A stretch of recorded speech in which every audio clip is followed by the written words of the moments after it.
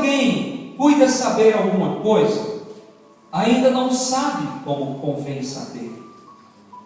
Mas se alguém ama a Deus, esse é conhecido dele. Diga comigo, se alguém ama a Deus, esse é conhecido dele. Oremos. Pai bendito, quero te louvar e te agradecer por esta noite, por este tempo tão precioso aqui em Almada, pela vida desse casal de pastores e por seus discípulos, e por estarmos aqui, Senhor. Senhor, eu te peço que a tua palavra agora traga uma novidade ao coração de cada irmão aqui, como cada um pediu, como cada um sonhou. Oramos, Pai, em nome de Jesus. Amém. Queridos, o que é mais importante em nossas vidas? Eu acho que há uma questão que precisa ser definida para quem ministra no altar, uma questão que precisa ser definida para quem tem o ministério de ensino, uma questão que tem que ser definida na vida de qualquer pessoa, desde os que estão ministrando, aos que estão participando da igreja, aos que são mais antigos na igreja, aos que são mais novos. Há algo que precisa ser definido no coração de cada um. E o que precisa ser definido, queridos, é a quem realmente, a quem verdadeiramente eu amo. Quando Jesus Cristo foi questionado em Mateus capítulo 22, a partir do versículo 37, abra sua Bíblia, Mateus 22, 37, sobre qual o maior mandamento, Jesus Cristo fala no versículo 37: amarás o Senhor teu Deus de todo o teu coração, e de toda a tua alma, e de todo o teu entendimento. Esse é o primeiro e grande mandamento. E o segundo, semelhante a esse, é: amarás ao teu próximo como a ti mesmo. Desses dois mandamentos depende toda a lei e os profetas. Diga: toda a lei, toda a lei e os profetas. Jesus está querendo dizer o quê? Disso depende tudo, de amar a Deus sobre todas as coisas e ao próximo como a si mesmo. Disso depende tudo. Olha para o teu irmão e diz assim: tua vida vai responder à sua decisão de amar a Deus e ao próximo como a si mesmo. Tudo na nossa vida responde a essa decisão, irmão. Tudo na nossa vida. Se você pensar em saúde, a resposta é por aí. Se você pensar em finanças, a resposta é por aí. Se você pensar em relacionamentos saudáveis, a resposta é por aí. A palavra de Deus nos diz, irmãos, que o amor a Deus é o início de todas as coisas. Quando Jesus Cristo esteve já se despedindo dos seus discípulos, abra também em João capítulo 13, vamos estar marcando esses textos que são muito importantes, grifando, não sei qual termo que se usa aqui, é grifar, marcar. João 13, 35, queria que você grifasse na sua Bíblia. João 13, 35, a Bíblia nos diz: nisso todos conhecerão que sois meus discípulos, se vos amardes uns aos outros. É o amor que determina o quanto somos ou não discípulos de Jesus Cristo. É o amor que determina o quanto nós somos parecidos com o nosso Deus. Nós estávamos ontem fazendo o ato profético ali no Rocio. Estávamos no Rocio diante daquele memorial onde tem a estrela de Davi. E nós estávamos ali como descendentes dos cristãos novos que saíram de Portugal em 1500, dizendo: nós perdoamos Portugal pelas atrocidades que aconteceram na Inquisição.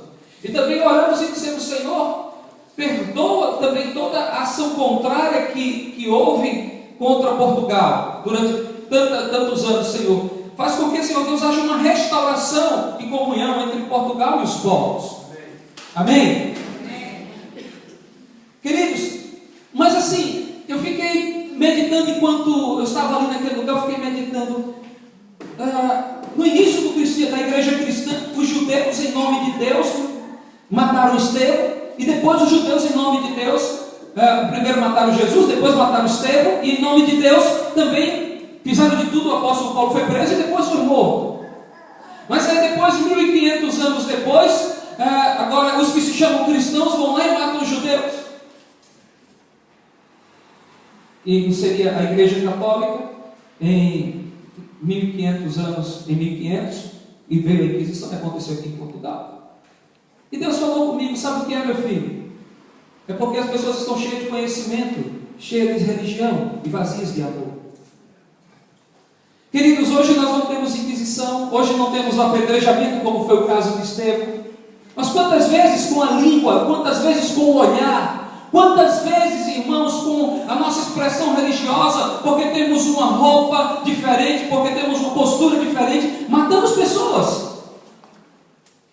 A única forma de não assassinarmos os nossos irmãos, de não assassinarmos até as pessoas que nem são nossos irmãos, de nos revestirmos de amor, irmãos, é amando a Deus. Porque se amarmos a Deus, vamos amar menos o nosso conhecimento. Hoje no Brasil, nós enfrentamos uma guerra terrível contra algumas leis que se levantam contra a igreja brasileira. A mais nefasta delas é a PL 122, que, entre outras coisas, considera a própria Bíblia como um livro homofóbico. E se aquela lei passa, vai ser proibido até você ler a Bíblia, porque a Bíblia diz que o homossexualismo é pecado, que a homossexualidade é pecado. E nós estamos lutando contra essa lei. Hoje, nesse momento, está havendo uma grande concentração em Brasília contra essa lei, liderada pelo pastor Silas Malafaia. Mas isso não me dá o direito de querer matar uma pessoa porque ela está vivendo a homossexualidade. Eu tenho que amar essa pessoa, ainda que eu seja contra o que ela está fazendo. Eu tenho que proteger essa pessoa com amor. Porque, irmãos, a vida, ela vai nos responder com amor se nos movermos em amor. Aleluia. A igreja, ela precisa ter o bom perfume de Cristo, e o bom perfume de Cristo se chama amor. Amém. O bom perfume de Cristo se chama amor. Então, quando nós amamos, quando nós nos movemos em amor, irmãos, as coisas começam a mudar na nossa vida, as coisas começam a mudar na nossa direção. Você sabe quando foi que Jesus chamou Pedro de pastor? Eu queria que você abrisse também esse texto na Bíblia Sagrada, em João capítulo 21. Eu sei que o texto é conhecido, mas eu preciso que você marque esse texto na sua Bíblia também. João capítulo 21, versículo 15. A Bíblia diz: e depois de terem jantado, disse Jesus a Simão Pedro: Simão, filho de Jonas, amas-me mais do que esses? E ele respondeu: sim, Senhor, tu sabes que te amo. Disse-lhe: apacenta os meus cordeiros. Tornou a dizer a segunda vez: Simão, filho de Jonas, amas-me? Disse-lhe: sim, Senhor, tu sabes que te amo. E disse-lhe: apacenta as minhas ovelhas. E disse-lhe terceira vez: Simão, filho de Jonas, amas-me? Simão entristeceu-se por ter perdido terceira vez: amas-me? E disse: Senhor, tu sabes de tudo, tu sabes que te amo. E Jesus lhe disse: apacenta as minhas ovelhas. Grife isso na sua Bíblia. Quando foi, igreja, que Pedro recebeu a instrução: apacenta as minhas ovelhas? Quando ele declarou o amor dele pelo Senhor. Quando ele declarou que ele amava o Senhor. Só pode pastorear, só pode apacentar quem ama. O vosso pastor tem um alvo, tem uma meta, não sei se eu posso dizer aqui. E ele sonha com essa igreja alcançando 5.000 vidas. Quem crê diz amém. Amém. Quem é português e crê diz amém. Quem é brasileiro e crê diz amém. Amém. Os que creem dizem um amém pela porta de Jesus.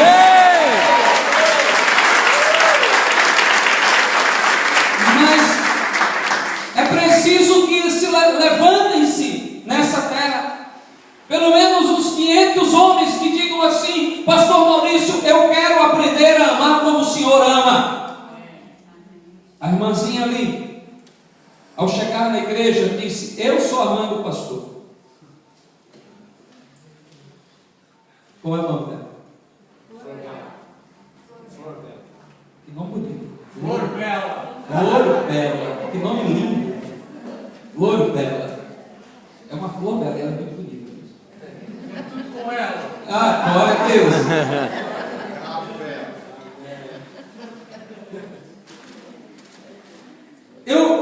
Eu acredito que é por causa do amor que o pastor tem demonstrado à sua família, à sua casa, que ela diz: é meu filho.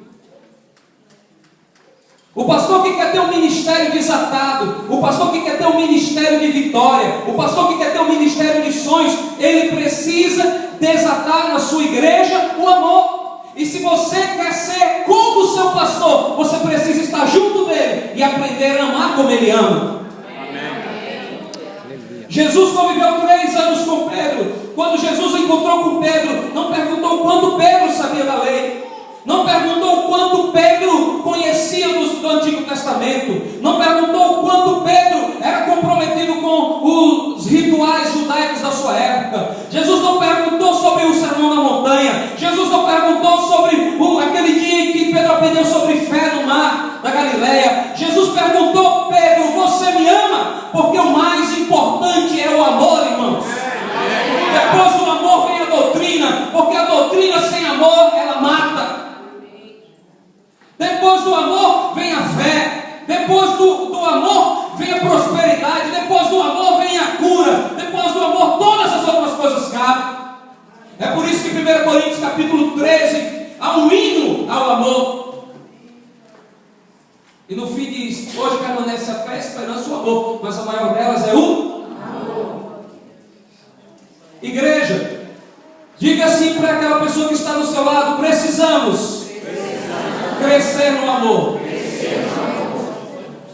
Diga assim: a palavra diz que se alguém ama a Deus, esse é conhecido dele. Então, se você tem amor a Deus e amor ao seu irmão, se você vive a experiência do amor, você é conhecido de Deus. Isso quer dizer algo, irmãos, muito sério.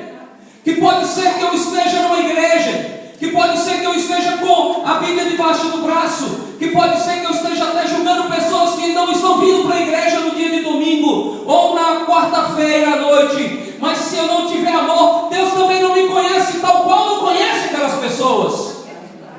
Olha para o teu irmão e diz: misericórdia.